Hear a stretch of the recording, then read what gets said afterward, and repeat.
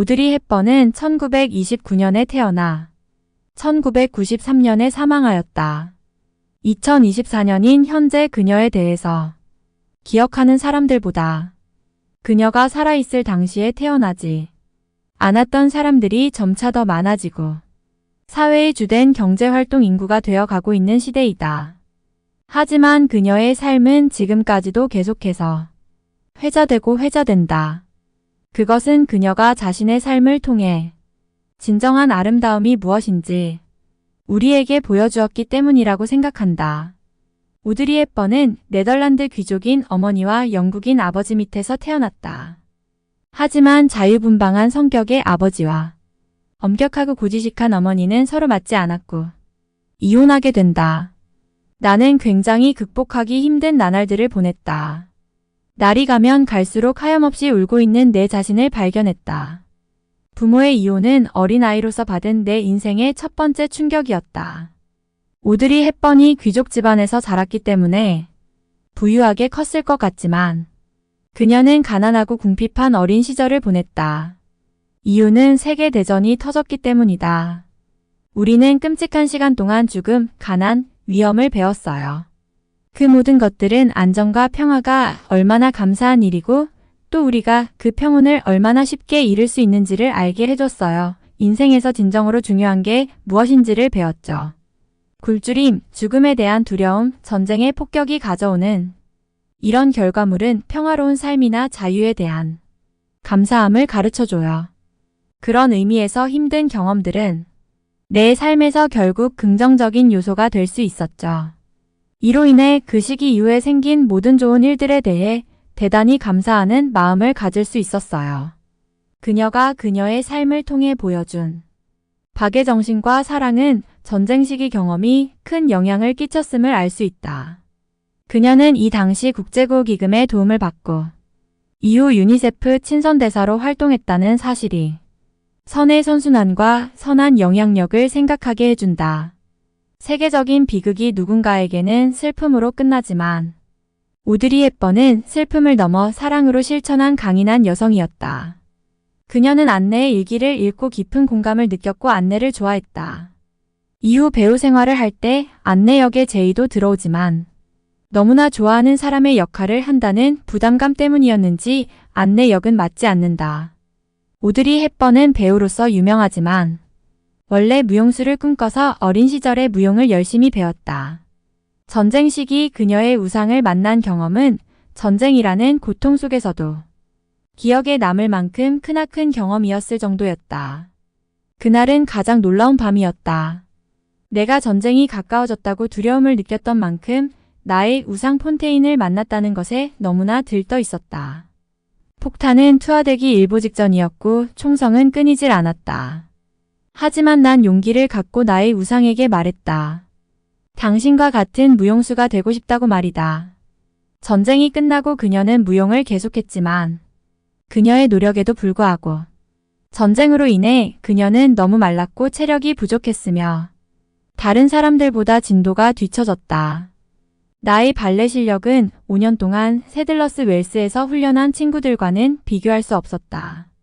그 친구들은 나와 다르게 가족들의 후원을 받으면서 발레를 배웠고 폭탄 투하를 피해 연습할 수 있는 대피소도 있었다.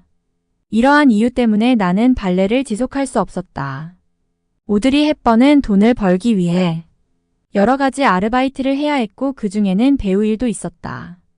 그녀는 처음부터 배우가 되고자 했던 것은 아니었으나 배우로서 두각을 나타내기 시작한다.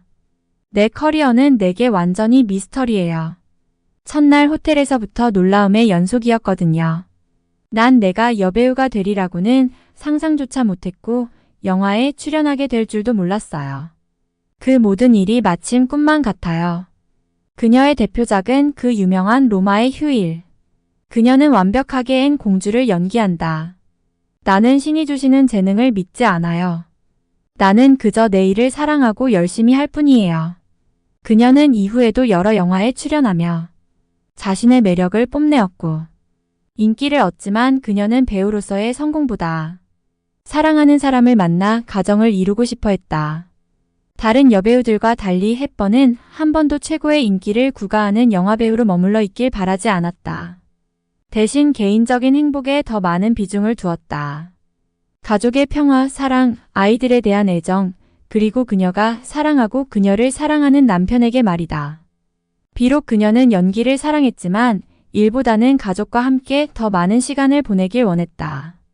나는 아무것도 기대하지 않았다. 그렇기 때문에 내가 희망한 것보다도 더 많은 것을 얻은 사람이 되었다. 그리고 한 번도 성취감을 이루기 위해서 악착같이 기회를 부여잡으려고 하지 않았기 때문에 더 큰 행복을 느끼는 것인지도 모르겠다. 내가 이룬 성취감들은 사실 내가 이루었다고 하기보다는 그냥 나에게 일어난 일들이라고 말하고 싶다. 하지만 그녀는 여배우로서 성공했고 그것이 그녀가 삶에 더욱 감사함을 느끼게 해주었다. 나는 아주 일찍 삶을 무조건 받아들이기로 결심했다.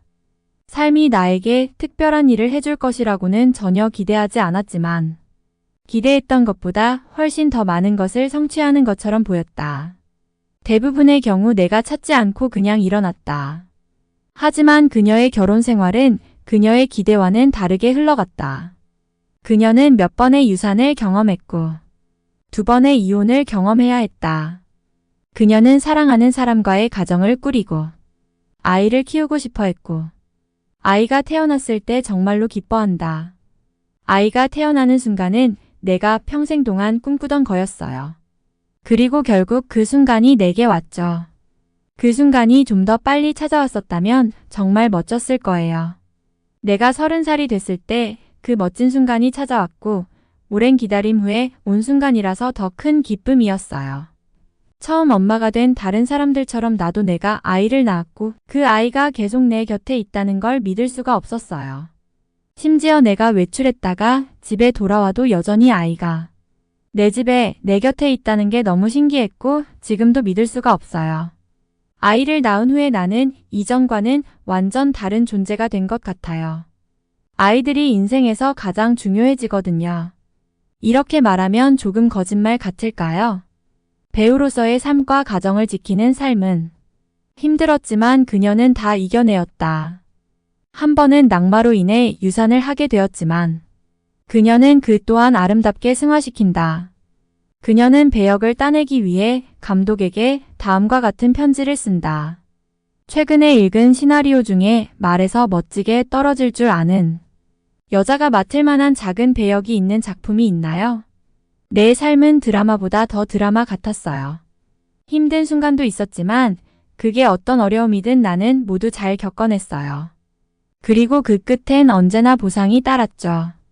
그녀의 내면의 성숙함과 아름다움은 그녀가 삶을 대하는 태도에서 비롯되었을 것이다. 좋은 일은 그냥 무릎에 떨어지는 것이 아니다. 신은 매우 관대하지만 그는 당신이 먼저 당신의 역할을 하기를 기대한다. 가장 중요한 것은 인생을 즐기는 것이다. 그리고 그러한 그녀의 내면의 아름다움이 그녀의 우아함을 만들어낸다. 우아함은 결코 사라지지 않는 유일한 아름다움이다. 그녀는 유니세프에서 활동하면서 진정한 내면, 외면의 아름다움이 무엇인지 우리에게 보여준다. 여자의 진정한 아름다움은 얼굴의 점에 있는 것이 아니라 그녀의 영혼에 반영된다. 사랑스럽게 베푸는 보살핌, 아는 것에 열정에 있다. 여자의 아름다움은 세월이 흐를수록 커진다. 그녀는 자녀를 갖고 싶어 했고 자신의 자녀를 양육하기 위해 배우로서의 삶도 포기했었다. 그리고 자녀들이 자라자 이제는 다른 아이들을 돌보게 된다. 나이가 들수록 다른 손이 있다는 것을 기억하라.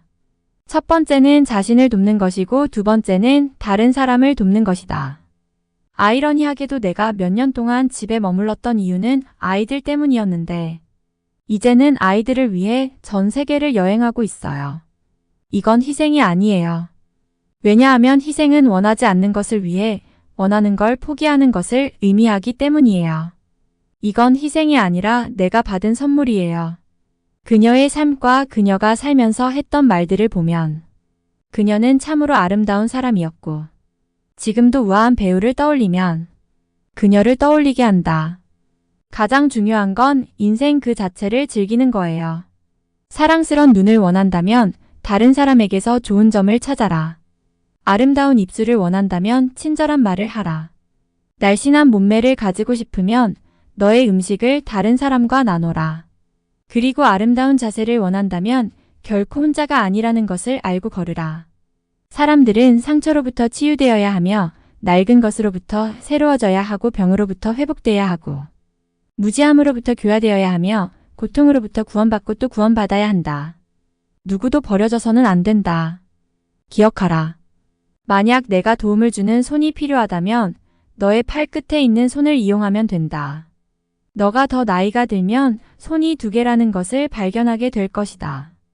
한 손은 너 자신을 돕는 손이고 다른 한 손은 다른 사람을 돕는 손이다.